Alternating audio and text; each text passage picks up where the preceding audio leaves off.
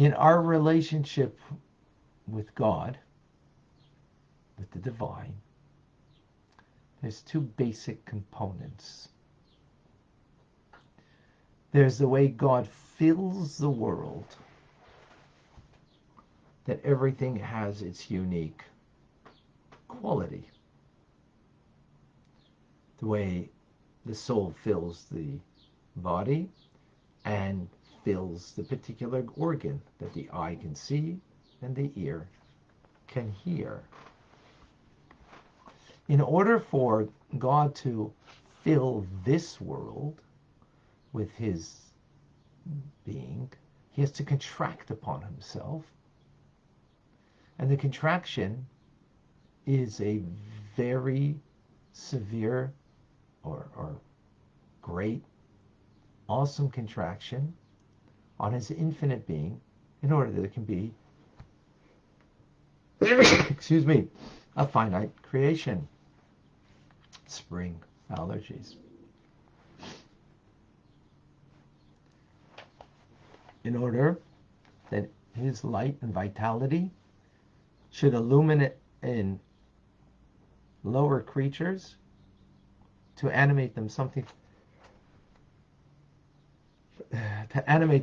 from nothing, that contraction is not like one versus a million or a trillion, because after all, 1 plus 1 plus 1 will get you to the million, will get you to the trillion. But God's light is infinite, and therefore infinitely removed from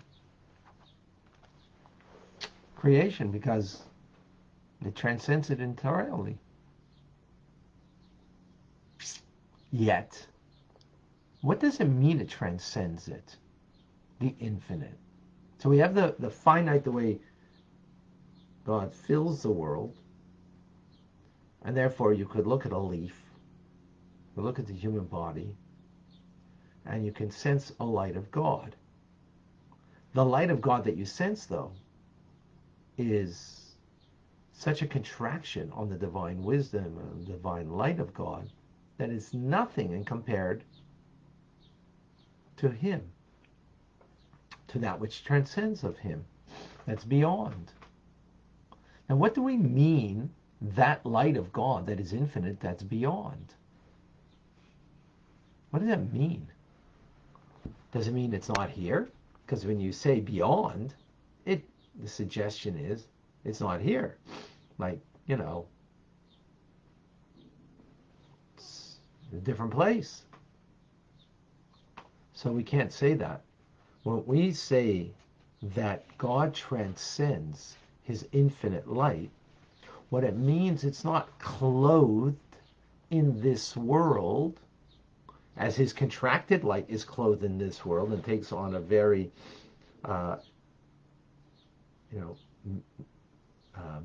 minimized form of light, right? That therefore,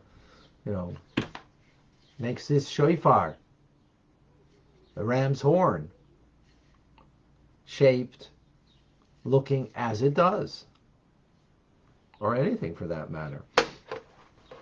Me, my eye, that it can see.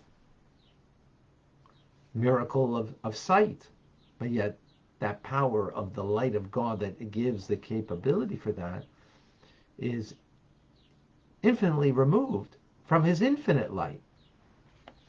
But that infinite light is here, but not enclosed in this world. What does that mean?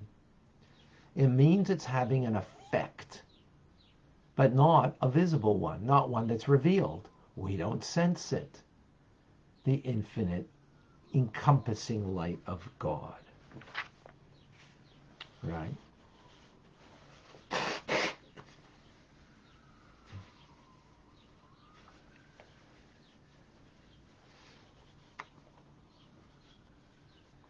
Does it mean it's not affecting? No, it is very much affecting. It just means we can't experience it.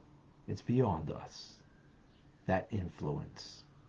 And therefore the term means that it's not invested, just like, the clothing fits the man and woman, right? Fits the individual.